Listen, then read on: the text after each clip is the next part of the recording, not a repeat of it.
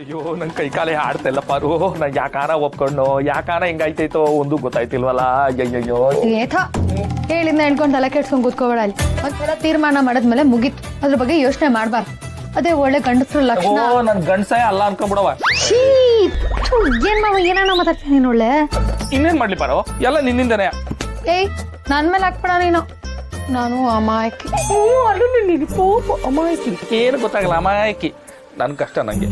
ವಯಸ್ಸೆಲ್ಲ ತಲೆ ಕೆಡ್ಸ್ಕೋಬೇಡ ನೀನು, ನೆಮ್ಮದಿಯಾಗಿ ಮಲ್ಕೋ, ಆಗದೆಲ್ಲ ಒಳ್ಳೇದಕ್ಕೆ ಮಲ್ಕೋ. ಪಾರು ಮಾವನೇ ಫೋನ್ ಮಾಡ್ತಾರ ಪಾರು, ನಾನು ಇವಾಗ ಏನ್ ಹೇಳಿ. ಮಾವ ರಿಸೀವ್ ಮಾಡಿ ಲೌಡ್ ಸ್ಪೀಕರ್ ಓವರ್ ಆಕ್ಟಿಂಗ್ ಮಾಡ್ಬೇಡ. ಹಾಕೋ ಈಗ ಹಾಕು, ಕಟ್ ಮಾಡ್ಬಿಡ್ತಾರ. ಏನ್ ಹಂಗ ಹಾಕ್ಬಾರ, ಹಾಕ್ತೀನಿ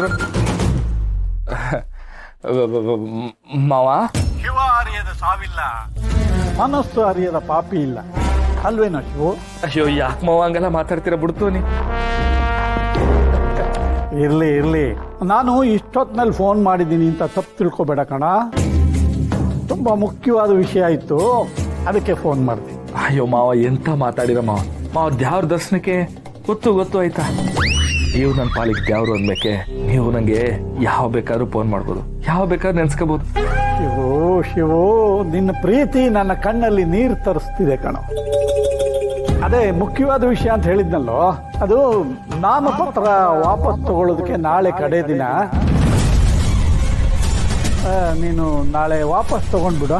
ಮಿನಿಸ್ಟ್ರು ಈಗ ತಾನೇ ಫೋನ್ ಮಾಡಿದ್ರು, ಶಿವುಗೆ ನಾಮಪತ್ರ ವಾಪಸ್ ತಗೊಳ್ಳೋದಕ್ಕೆ ಹೇಳಿ ಅಂತ.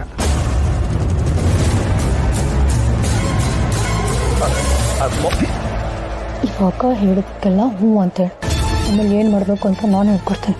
ಹ್ಞೂ ಅಣ್ಣ ಅಣ್ಣ ಹ್ಞೂ ಮಾವ, ಸರಿ ಮಾವ, ಹಂಗೆ ಮಾಡ್ತೀನಿ. ಒಳ್ಳೇದಪ್ಪ. ಕಟ್ಟೆ ಮುರಿದು ರೊಟ್ಟಿ ತಿನ್ನು, ಕಟ್ಟೆ ಕಟ್ಟಿ ಅನ್ನ ತಿನ್ನು ಅಂತಾರೆ. ನಿನ್ನ ಜೊತೆ ಮಾತಾಡಿದಾಗ ಆ ನೆಮ್ಮದಿ ಸಿಗುತ್ತೆ ನೋಡು. ಆಯ್ತಪ್ಪ, ಸಂತೋಷ.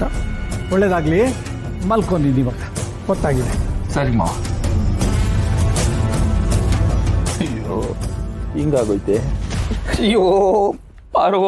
ಅಯ್ಯೋ ಮಾವ, ನೋಡಲಿ ನೀನೇನು ಅಂತ ತೋರಿಸೋ ಸಮಯ ಬಂದಿದೆ.